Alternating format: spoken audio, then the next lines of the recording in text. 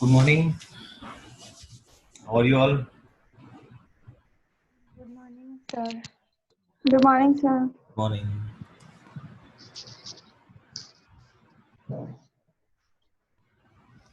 Okay, we'll start in next 2 minutes.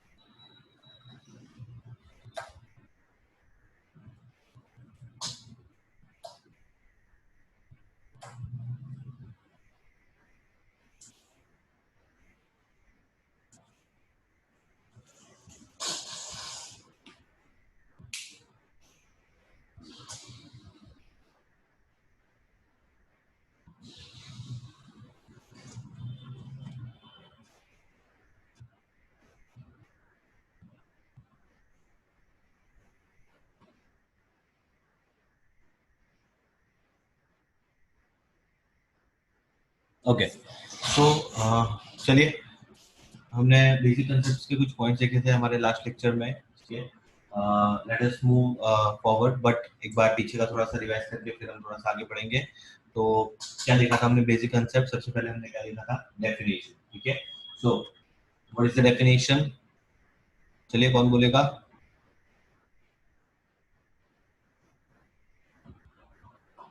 Definition हमने learn की थी लास्ट लेक्चर में.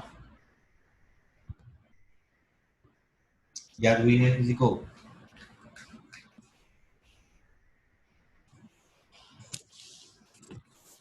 कोई बात नहीं, नहीं हुई है तो हो जाएगी. तो मैं बोलता हूँ, मेरे साथ साथ बोलते जाइए या रिवाइज करते जाइए. आपको आ जाएगा. क्या था? As per section 4 of Indian partnership act 1932. क्या था? It is a relation between two or more persons who agree to share profit and loss of business carried on by all or one of them acting for all. ठीक है. Now उसके साथ साथ हमने देखी थी इसकी कैरेक्टरिस्टिक्स. कैरेक्टरिस्टिक्स में क्या था? तो कैरेक्टरिस्टिक्स में ये था कि सबसे पहली बात, मोटिव क्या होना चाहिए? मोटिव होना चाहिए प्रॉफिट एंड लॉस शेयरिंग का. बिजनेस कैसा होना चाहिए? बिजनेस होना चाहिए लीगल. उसके बाद हमने देखा था that minimum and maximum number of partners. So minimum number of partners should be, बताइए, minimum maximum number of partners. Minimum 2 and maximum 50. Very good. Minimum number of partners 2 and maximum number of partner 50. ठीक है. Now उसके बाद हमने ये देखा था कि who cannot be a partner. ठीक है. किसको आप पार्टनर नहीं बना सकते? चलो जल्दी जल्दी रिप्लाई करो. किसको आप पार्टनर नहीं बना सकते? Minor. Very good. It is minor. Person of unsound mind. Very good. A person of unsound mind. Person disqualified by any law. Very good. Perfect answer. So 3 type के लोग हैं जिनको हम पार्टनर नहीं बना सकते. इसमें नंबर 1 है अ माइनर. माइनर कौन होता है? Who is less than 18 years of age. Second, a person of unsound mind. Unsound mind मतलब जिसके पास सोचने समझने की शक्ति नहीं है, जो पागल है. Third, a person who is disqualified by law. मतलब लॉ में लिखा है कि किसी बंदे को आप इस टाइप के बंदा है जिसने जेल की सजा काटी है, जिसने एक्सजेड किया है, उसको आप पार्टनर नहीं बना सकते. तो he is not eligible to be a partner. ठीक है. सो ये कुछ इसके बेसिक कंसेप्ट थे. नाउ थोड़ा सा आगे बढ़ते हैं, हम अपना नेक्स्ट टॉपिक पे चलते हैं. That what is partnership deal. चलिए, कौन बताएगा मुझे what is partnership deed?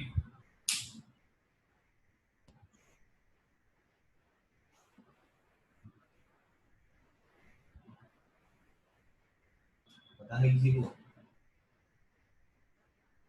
The written document known as partnership deed. Return document, किस टाइप का डॉक्यूमेंट होगा ये? What kind of document it is? Written. Return तो है, बट क्या होगा इस डॉक्यूमेंट में, क्या लिखा होगा? देखिए कई बार Terms and एग्जाम में, condition of yes, partnership. Very good, perfect answer. So जैसे कई बार एग्जाम में 1 मार्क के जो क्वेश्चंस आते हैं उसमें आपको पूछ लिया कि डिफाइन पार्टनरशिप डीड या what is a partnership deed, तो आप क्या लिखेंगे? आप ये लिखेंगे दैट पार्टनरशिप डीड क्या है? इट इज एन अग्रीमेंट, ठीक है, ध्यान रखिए, what is partnership? It is an agreement containing the rules and regulations या फिर terms and conditions of partnership, ठीक है। पार्टनरशिप की जो भी टर्म्स एंड कंडीशंस है आपके पार्टनर के बीच में, जो भी डिसाइड हुआ है, ठीक है, वो सब कहाँ पे लिखा है? पार्टनरशिप डीड के अंदर लिखा है, ठीक है। नाउ एक काम करते हैं, ये डिस्कस कर लेते हैं कि अगर आप पार्टनरशिप डीड बनाते, ठीक है, तो उसमें क्या क्या लिखते हैं हम, उसमें क्या क्या रिकॉर्ड करते। चलिए बताइए, अगर हम पार्टनरशिप डीड बनाते, आप या आपके कोई फ्रेंड है, आप पार्टनरशिप करते हो, आप पार्टनरशिप डीड बनाते, so what are the contents? ध्यान रखिएगा, इसको हम क्या बोलेंगे? What are the contents of partnership deed? तो पार्टनरशिप डीड में क्या क्या लिखा जाएगा बताइए?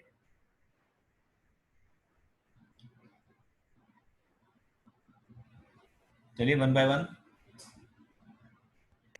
Addresses of partners. Very good, addresses of partner, ठीक है। Then Nature of business. Very good, perfect, nature of business. Then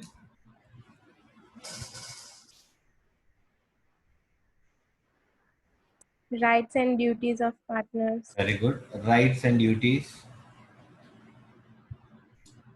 Profit sharing ratio. Okay, perfect answer. Profit and loss sharing ratio, ध्यान रखिएगा, क्योंकि अगर लॉस Description होगा, of the partners. Sorry, Description of the partners. Rutva, okay, Rutva बेटा, description of partner का मतलब क्या हुआ?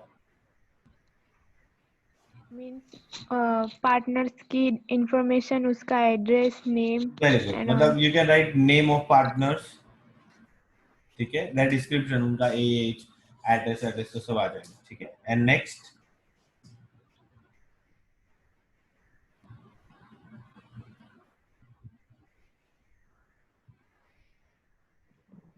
Capital contribution. Perfect answer, capital contribution, बहुत जरूरी है ये। कैपिटल कंट्रीब्यूशन का मतलब क्या हुआ? कौन पार्टनर कितना पैसा लेकर आ रहा है बिजनेस में, कितना कैपिटल कंट्रीब्यूट कर रहा है ना, it will be written in the partnership deed, ठीक है। Next, Duties of partner. हाँ ये आ गया यहाँ पे, rights and duties of partner. Interest on capital and drawings. Perfect, interest on capital and drawings. Death of sorry, death of partner. वापस से बोलिए जरा। Death of partner. Death of partner. Death of partner में आप partnership deal में क्या लिखेंगे इसके रिलेटेड? अच्छा, क्या मैं इसको ऐसा बोल सकता हूँ Krunal, can I say that on the death of any partner, accounting में क्या इफेक्ट होगा, या उसका अकाउंट कब सेटल होगा, कब उसको पैसा देंगे, वो सारी चीजें लिखनी होंगी ना,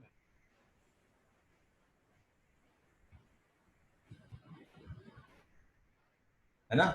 so death of the partner में हम क्या लिखेंगे कि हम पार्टनरशिप के, अगर किसी पार्टनर की डेथ हो जाती है, in that case how we will settle their accounts, ठीक है।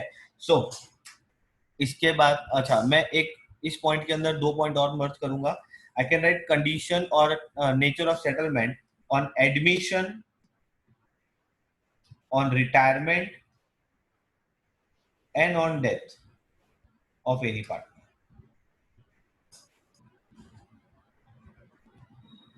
ठीक है, वो ध्यान रखिएगा। अच्छा और बोलिए।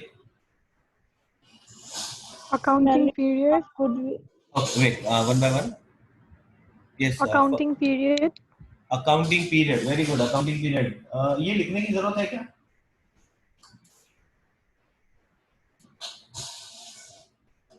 द आंसर इज जरूरत तो नहीं है, हमें भी पता है कि अकाउंटिंग ईयर कौन सा होता है। It start from 1 April and ends on 31 March, but generally एक एडिशनल पॉइंट के तौर पे इसको लिख दिया जाता है। ठीक है, yes. One more point. Remuneration of partners. Very good. Now what do you mean bye remuneration? Salary.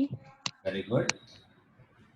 So remuneration of partner मतलब पार्टनर को जो भी आपको पैसा चुकाना है वो, it can be anything, it can be salary, it can be commission, it can be sitting fees.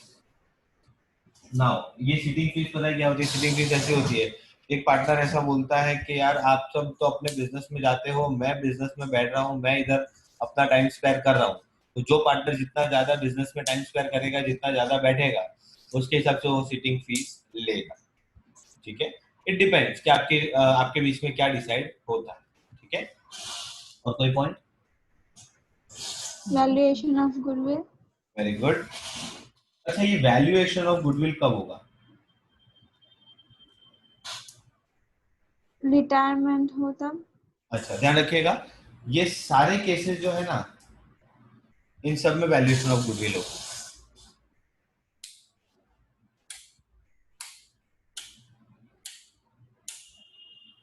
Okay, can you see the board clearly? ये there is a shortfall of light. Light आपको सबको board दिख रहा है clear जो लिखा है वो?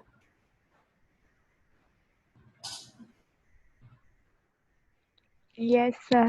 ओके, चलिए कोई। सो ध्यान रखिएगा, वैल्यूएशन ऑफ गुडविल, तो गुडविल को वैल्यू हम कब कब करेंगे? ये सारे केसेस में, in the case of admission, in the case of retirement, in the case of death, इन सारे केसेस में हमें गुडविल को वैल्यू करना पड़ेगा। Next point.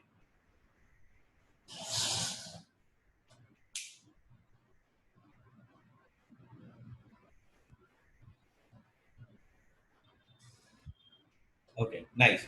तो इतने ही पॉइंट मुझे आप सबसे मिले हैं, very good. I appreciate all of you for your great answers.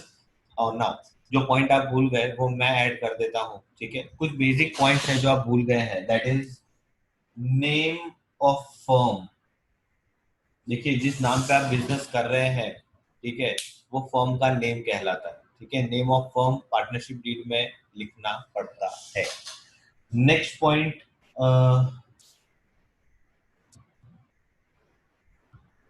it is registered address of firm। आप बिजनेस कहाँ से कर रहे हैं, आपका बिजनेस का रजिस्टर्ड एड्रेस कहाँ पे है, आपकी फर्म का रजिस्टर्ड एड्रेस कहाँ पे है, वो आपको डीड में लिखना पड़ेगा। नंबर नेक्स्ट इज जो बहुत इंपॉर्टेंट है, that is operations of bank account. Now what do you mean bye operation of bank account? पहली बात इसमें ये लिखा जाएगा कि जो भी बैंक अकाउंट हम फर्म के नाम पर ओपन करेंगे, ठीक है, उसको कौन, उसके लिए कौन साइन कर सकता है या उसमें कितने पार्टनर के साइन लगेंगे, वो होता है ऑपरेशन ऑफ बैंक अकाउंट। ठीक है, समझो किसी फर्म में अगर 50 पार्टनर्स हैं, तो अगर किसी को चेक देना है तो आप 50 पार्टनर्स के साइन नहीं करवाएंगे। ठीक है, आप अथॉरिटी किसको देंगे? किसी भी 2 पार्टनर को या 3 पार्टनर। ठीक है, सो ऑपरेशंस ऑफ बैंक अकाउंट में ऐसा आएगा कि आपने मिनिमम कितने पार्टनर को अथॉरिटी दी है बैंक अकाउंट ऑपरेट करने के लिए। मिनिमम आप देंगे मिनिमम 2, मिनिमम 3, 1 नहीं होगा कभी भी, इट इज ऑलवेज 2 और 3। Okay, next, nature of business सब आ चुका है। एक होगा dispute settlement. What do you mean by dispute settlement?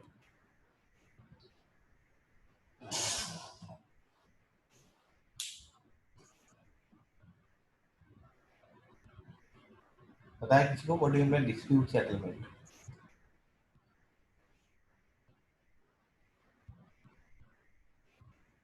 No, sir. No, very good. चलो कोई बात नहीं। डिस्प्यूट सेटलमेंट का मतलब ऐसा कि इस पार्टनर्स में कोई डिस्प्यूट हो जाए, अगर पार्टनर्स में कोई इश्यूज हो गए, उनके अंदर झगड़ा हो गया, उनके अंदर लड़ाई हो गई, पार्टनरशिप फर्म बंद करना पड़ा या पार्टनरशिप फर्म को सेटल बिजनेस सेटल करने की बात आई, इन दैट केस वो कैसे करेंगे, बीच में कौन आएगा, who will be the solicitor, who will be the advocate, है ना, वो कौन होगा जो इस डिस्प्यूट को सेटल कराएगा, और डिस्प्यूट को कैसे सेटल किया जाएगा, कौन सा कोर्ट एप्लीकेबल होगा, कौन सा ज्यूरिडिक्शन एप्लीकेबल होगा, वो सारी चीजें यहाँ हम लिखेंगे। ठीक है। एक इंपॉर्टेंट पॉइंट और है जो रह गया है, दैट इज ड्यूरेशन।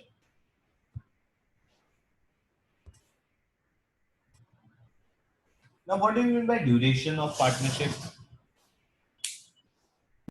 मतलब कि कितने टाइम तक पार्टनर्स रहेंगे।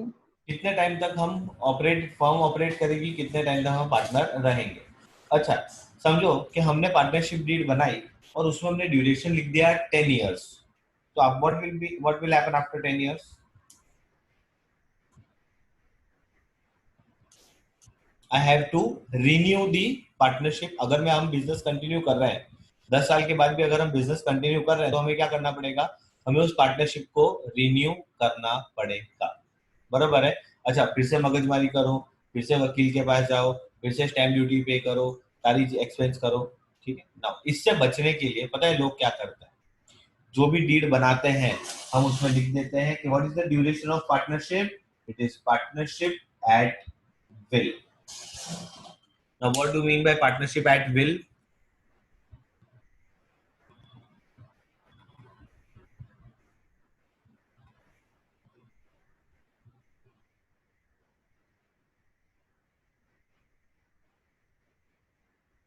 बताए किसी को, what do you mean by partnership at will?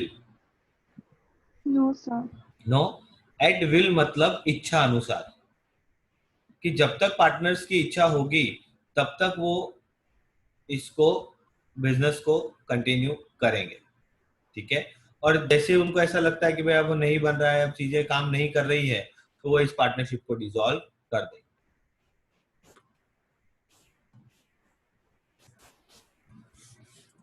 Is it clear? तो जब आप पार्टनरशिप एट विल लिख देते हैं ना, इन दैट केस वो पार्टनरशिप लॉन्ग टर्म हो जाती है, आपको उस डीड को रिन्यू करने की जरूरत नहीं होती।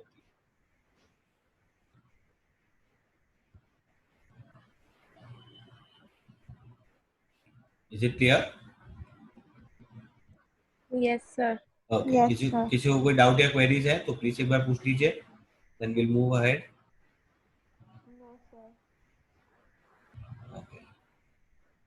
अच्छा, No, एक बार, sir. हाँ एक बार आपको और बता दूं कि अगर आपके माइंड में और भी कोई पॉइंट आता है, ठीक है, आपके माइंड में अगर और भी कोई पॉइंट आता है which is out of the box, जो हो सकता है इससे रिलेटेड ना भी हो, या कोई ऐसा पॉइंट है जो आपको लगता है कि इसमें सर ऐसा क्या होगा, वो भी आप पूछ सकते हैं। ठीक है, नो नीड टू हेजिटेट कि हम ऐसा कैसे पूछे, क्या पूछे।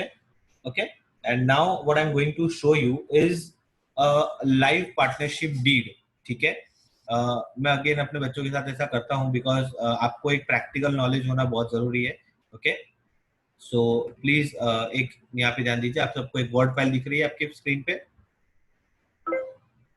Sir. Yes. Okay, Yes, sir. अब देखिए, this is a partnership deed. ठीक है, जो हम लोगों की बनाते हैं। ठीक है, I am a practicing company secretary.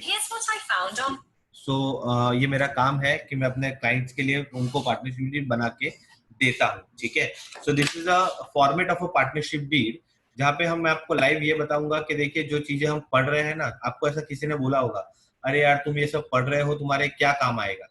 तो जो हम पढ़ रहे हैं वो फ्यूचर में हमारे ही काम आता है। ठीक है, देखिए ये पार्टनरशिप डीड का कंटेंट, आपको यहाँ पे सारी चीजें पता चलेंगी कि पार्टनरशिप डीड में जो हम पढ़ रहे हैं क्या वो एक्चुअली में हम लिखते भी हैं या नहीं लिखते हैं। तो देखिए वो ये सारी चीजें हैं जो हम उससे लिखते हैं। Just give me 1 minute.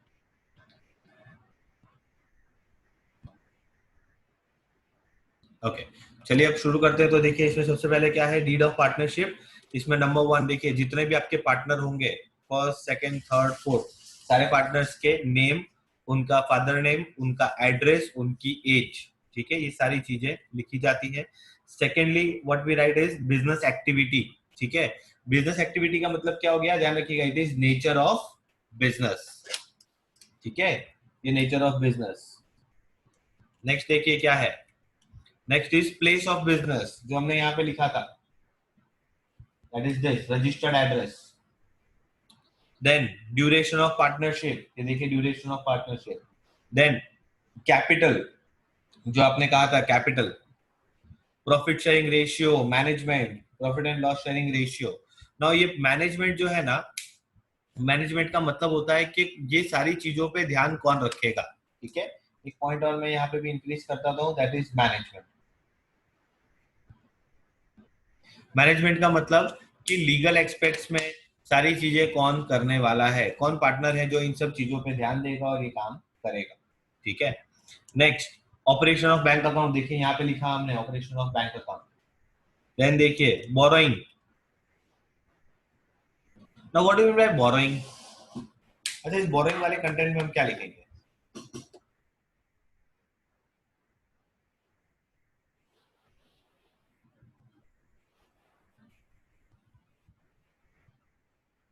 है किसी को आइडिया, कोई बता सकता है? No, sir. कोई बात नहीं। तो देखिए बोरोइंग वाले हेड में या बोरोइंग वाले पार्ट में हम ये लिखते हैं दैट जब हम किसी बैंक से लोन लेते हैं, जब हम बैंक से लोन अवेल करते हैं, तो कितने पार्टनर का कंसेंट चाहिए इस लोन को लेने के लिए, ठीक है। अब देखो होता ऐसा है कि आपको, हमें पार्टनरशिप फर्म को एक्सपांड करना है, हमें अपने बिजनेस को एक्सपांड करना है, हमें पैसे की जरूरत है, bank is providing us a loan, ठीक है। अब वो लोन मुझे हमें लेना तो है, बट हमें पार्टनर का कंसेंट लेना होगा, हमें पार्टनर से पूछना होगा कि ये लोन हम ले या नहीं ले, ठीक है। अगर हम इसमें नंबर ऑफ पार्टनर लिख दें कि वी आर 50 पार्टनर्स, एंड अगर 10 पार्टनर भी ये बोल देते हैं कि yes you can take the borrowing, तो आप बोरोइंग ले सकते। तो बोरोइंग के पार्ट में वही है कि जब आप लोन या क्रेडिट फैसिलिटी बैंक से या किसी से भी लेते हैं, तो कितने पार्टनर की परमिशन या कंसेंट आपको चाहिएगा, ठीक है। नेक्स्ट चीज देखिए अकाउंट्स, कि अकाउंट्स कब प्रिपेयर होंगे, उसमें अकाउंटिंग ईयर हमारा आ जाएगा, जो आपने कहा था अकाउंटिंग पीरियड। Sir, कोई भी 10 partners. सॉरी, एनी 10, एनी कोई भी- 10, यस यस यस। मतलब उसमें मिनिमम नंबर ऑफ पार्टनर लिखा होता है कि दैट अगर समझे आपके 3 ही पार्टनर है, अगर 3 पार्टनर है तो आप क्या बोलेंगे कि हम अथॉरिटी, हम जो कंसेंट है हमें तीनों का चाहिएगा। अगर 2 ही पार्टनर है तो मैं तो अपनी पार्टनरशिप फॉर्म में ये लिखूंगा कि 2 पार्टनर में मुझे कंसेंट किसका चाहिएगा, दोनों का चाहिएगा। और अगर मेरी फॉर्म में पता है 50-50 पार्टनर भी होते हैं ना, तो मैं अपनी पार्टनरशिप डीड में लिखता कि consent of each and every partner will be required. क्यों पता है? क्योंकि अगर कई बार ऐसे डिस्प्यूट हमने देखे हैं और हमने सॉल्व करवाए हैं, पहले क्या होता है कि जब पार्टनरशिप डीड बन रही होती है तब सब हाँ बोल देते हैं, 50 में से 10 पार्टनर का हमने कंसेंट लिया, तब उन्होंने हाँ बोल दिया। अब जब वो पैसा नहीं भर पाते हैं, तब वो जो बाकी के पार्टनर है ना, वो सब इम्पेड हो देते हैं, वे हमने तो बोला ही नहीं था। इसीलिए व्हाट वी डू इज कि यहाँ पे हम कंसेंट ऑफ ऑल पार्टनर्स लिख देते हैं, ताकि इन फ्यूचर कोई भी पार्टनर ऐसा ना बोल पाए कि भाई मैंने तो लोन लेने के लिए कहा ही नहीं था। रिस्पॉन्सिबिलिटी हर एक पार्टनर की हो जाती है। Is it clear? Yes, sir.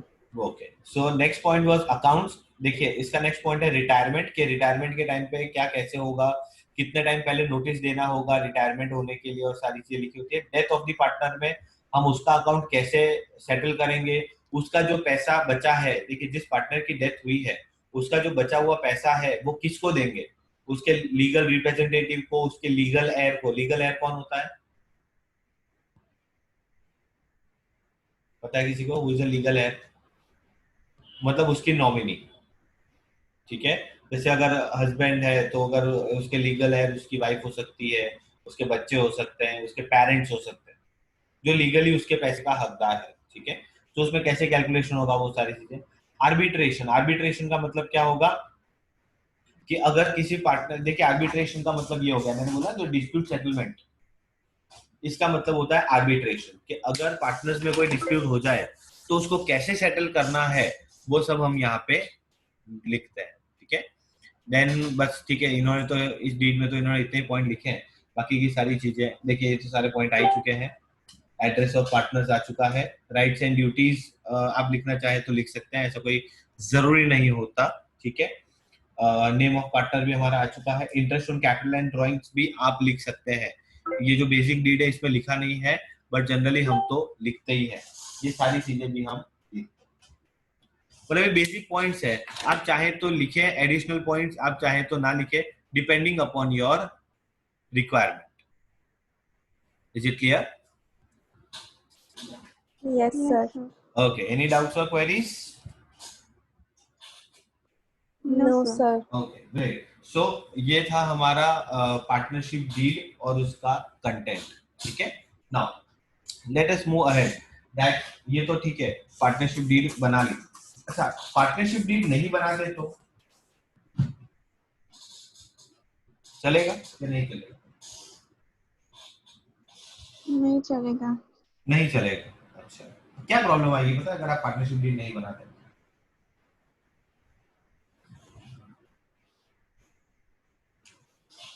अगर हम पार्टनरशिप डील नहीं बनाते हैं तो प्रॉब्लम्स क्या क्रिएट होंगी?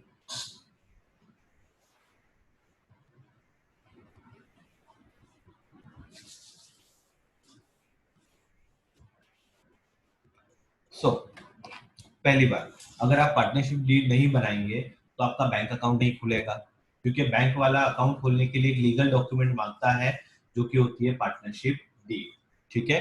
तो पहली बार बैंक वाला अकाउंट नहीं खोलेगा, और जो भी आप लीगल काम करना चाहते हैं वो कोई भी नहीं हो पाएगा, ओके। इसीलिए पार्टनरशिप डील बनाना जरूरी, ठीक है, बनानी चाहिए। Now the next point is what if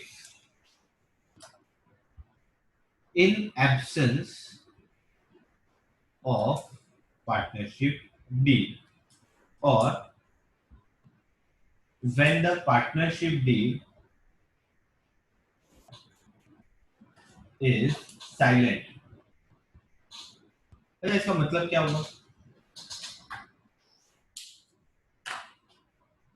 What do you mean by in absence of partnership deal or when the partnership deal is silent?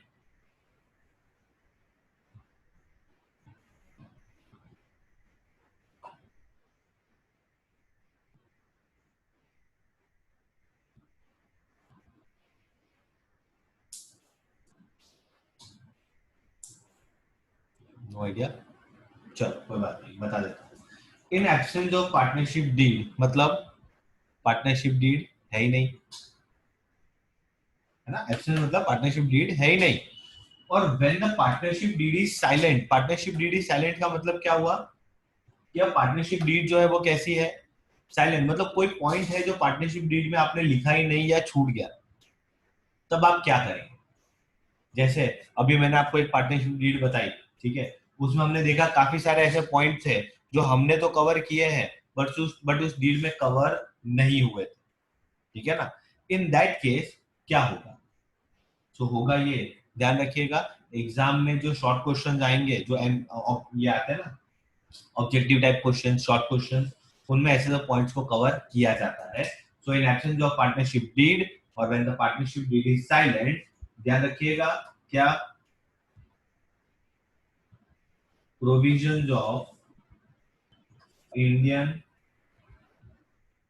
Partnership act 1932 applies. इसका मतलब क्या हुआ कि अगर आपने पार्टनरशिप डीड नहीं बनाई है ना, तो क्या होगा, इंडियन पार्टनरशिप एक्ट 1932 में जो प्रोविजन लिखे हैं, जो लिखा है वहां पे, वो सब अप्लाई हो जाता है, ठीक है। और वहां पे क्या लिखा है? वहां पे ये लिखा ये है that in absence of partnership deed, interest on capital, interest on drawings, salary, commission, remuneration, interest on partners loan और profit and loss share, okay. अब क्या होगा, ध्यान से देखिएगा, आपको ये लर्न हो जाएगा, आपको ये ध्यान हो जाएगा, कोई अलग से लर्न करने की जरूरत नहीं पड़ेगी। तो जो मैं बोल रहा हूँ उसको ध्यान से सुनिएगा। In absence of partnership deed और when the partnership deed is silent, the provisions of Indian partnership act 1932 applies. अच्छा, और वो प्रोविजन क्या बोलते हैं? वो प्रोविजन ये बोलते हैं कि अगर आपकी पार्टनरशिप डीड नहीं है या आपकी पार्टनरशिप साइलेंट है तो इंटरेस्ट ऑन कैपिटल नहीं देना है, इंटरेस्ट ऑन ड्रॉइंग्स नहीं लेना है, सैलरी, कमीशन, रेम्यूनरेशन नहीं लेना है या नहीं देना है, इंटरेस्ट ऑन पार्टनर्स लोन ये आप देंगे 6% पर एनम से. What do you mean bye per annum? 1 year. Yes, very good. It is for full year, that is 1 year. And profit and loss sharing will be equal. आज समझ में आई? Now ये interest on partners loan मतलब ये कौन सा loan है जो पार्टनर ने फर्म को दिया है या फर्म ने पार्टनर को दिया?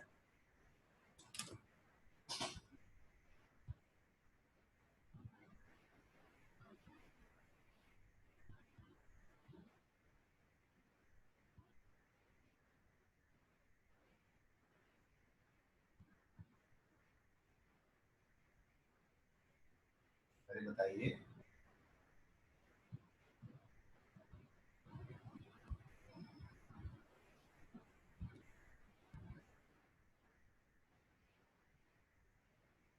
ये इंटरेस्ट ऑन पार्टनर्स लोन की जो बात कर रहे हैं ये लोन कौन सा है? पार्टनर ने फर्म को दिया है या फर्म ने पार्टनर को दिया है? It is the loan which is given by the partner to the firm. मतलब पार्टनर है जिसने फर्म को लोन दिया है जो जिसपे वो इंटरेस्ट मांग रहा है. ठीक है, उसको इंटरेस्ट कितने रेट पे देंगे हम? 6% पर एनम पे हम उसको इंटरेस्ट देंगे. Is it clear? Yes, Yes, sir. sir. एक आपको मैं एग्जांपल दे देता हूँ उसके रिलेटेड. देखिए हुआ ऐसा कि ये मैंने और जय ने, जय आज साइलेंट है, ठीक है, जय बोल नहीं रहे वैसे भी कुछ. तो हम मैंने और जय ने क्या कर लिया, हमने पार्टनरशिप कर ली. ठीक है, अब हम बिजनेस कर रहे हैं 5 to 7 years 10 years से. ठीक है, नाउ बिजनेस में कुछ पैसे की जरूरत हुई, that is shortage of money हुआ, हमें लोन की जरूरत पड़ी. हम बैंक में गए तो bank was providing us a loan eight 12% per annum. Bank का जो लोन आ रहा था ना वो हमको इंटरेस्ट पड़ रहा था 12% पे. ठीक है, जय के पास पैसा, जय ने बोला कि सर एक काम करो, बैंक से लोन क्यों लेते हो, मैं लोन दे देता हूँ फर्म को. मैंने बोला भाई ठीक है आप दे दो. तो बोले एक काम करना, बैंक आपको 12% दे रही है ना, अब मुझे 10% दे देना. मैंने कहा ठीक है. चलो जय से लोन ले लिया हमने. क्या रेट पे लिया? 10% पर एनम के हिसाब से हमने लोन ले लिया. नाउ अब हुआ ऐसा कि जब ईयर एंड हुआ, लोन का इंटरेस्ट देने की बात आई, तब जय मेरे पास आया. जय बोलता है कि ला ये सर अब इंटरेस्ट दीजिए 10% से. मैंने उससे कहा 10% की बात कहाँ हुई थी, हमारी बात तो 8% की हुई थी. ठीक है, तो जय भड़क गया. जय बोलता है कि नहीं सर ये तो गलत है, आपने 10% बोला था, अब आप 8 बोल रहे हो. मैं बोला नहीं, मैंने तो कभी बोला ही नहीं 10, मैंने तो 8 ही कहा था. ठीक है, तो डिस्प्यूट हो गया, हम चले गए कोर्ट में. ठीक है, कोर्ट में चले गए. कोर्ट में चले गए, हमने जज बैठे थे, हमने अपना चीजें बताई, हमारे सारी चीजें बताई गई. नाउ कोर्ट क्या बोलेगा बताएंगे मुझे? चलिए कोर्ट क्या बोलेगा? Partnership deed. Very good. Court सबसे पहले डिमांड करेगा कि लाइए आपकी पार्टनरशिप डीड बताइए. ठीक है, अगर आपके पास पार्टनरशिप डीड है और उस डीड में इंटरेस्ट का पॉइंट लिखा है तो उसके हिसाब से करना पड़ेगा. और अगर उस डीड के अंदर इंटरेस्ट का पॉइंट लिखा ही नहीं है तो क्या होगा? तो जज बोलेगा that when the partnership deed is silent on any point, the provisions of Indian Partnership Act applies. और जय को जो इंटरेस्ट ऑन लोन मिलेगा वो मिलेगा 6% पर एनम के हिसाब से. मतलब जय का और 2% का लॉस हो. बात समझ में आ रही है? हालांकि वो पार्टनरशिप भी एंड हो जाएगी. इन सच अ डिस्प्यूट सिचुएशन फिर पार्टनरशिप्स आगे नहीं चलती है, डिस्प्यूट हो जाते हैं. बट द पॉइंट इज, मुझे जो आपको समझाना था वो ये था that in absence of partnership deed, जब पार्टनरशिप डीड नहीं होती है तो the provisions of Indian partnership act applies. और उस प्रोविजन में क्या लिखा है कि interest on capital will not allow interest on capital, will not take interest on drawings, salary commission remuneration नहीं देना है. Interest on partners loan will be at 6% per annum and profit and loss sharing will be equal. Is it clear? Yes, sir. Okay. Any Yes, doubts? sir. Any doubts or queries? और sir अगर partners को firm को देना है तो भी 6%. Partner नहीं, उसका कोई प्रोविजन नहीं लिखा है। पार्टनर को अगर फर्म को देना है, ठीक है, मतलब क्या हुआ है कि समझो फर्म ने पार्टनर को लोन दिया है, तो अब फर्म उससे इंटरेस्ट मांगेगी कि भाई इंटरेस्ट लाओ, पर उसके बारे में कोई भी प्रोविजन पार्टनरशिप एक्ट में नहीं लिखा है, वो आपके ऊपर छोड़ दिया गया।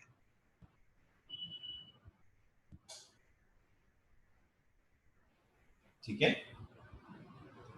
Yes, sir.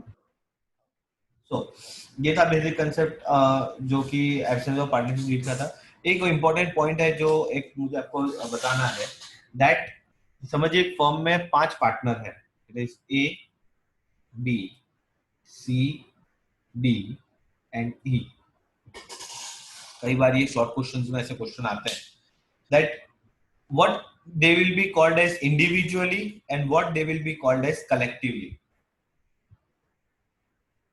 इंडिविजुअली हम इनको क्या बोलेंगे, कलेक्टिवली हम इनको क्या बोलेंगे, तो ध्यान रखिएगा, बहुत इजी आंसर है इसका। Individually they will be called as partners, individually they are partners, and collectively they will be called as partnership firm. Okay, और जिस नाम पे ये सब बिजनेस कर रहे हैं उसको क्या कहा जाएगा, it will B firm name. Okay, एक इंपॉर्टेंट पॉइंट है जो ध्यान रखिएगा, जब भी आप पार्टनरशिप की बात करते हैं तब आपके मुंह से जो वर्ड निकलना चाहिए वो निकलना चाहिए फर्म। हमारी पार्टनरशिप फर्म है, ठीक है, इट इज अ फर्म। जहां भी नाम फर्म आता है, फर्म का मतलब हो जाता है that it is a partnership business. Is it clear? Yes, sir. Yes, sir. Okay, so ठीक है, this session is going to end now. तो एक काम कीजिए, मैं एक बार सेशन एंड कर रहा हूँ, आप लोग फिर से एक बार कनेक्ट कर लीजिए, तो हम थोड़ा एक पॉइंट और आगे बढ़ सकते हैं। ओके।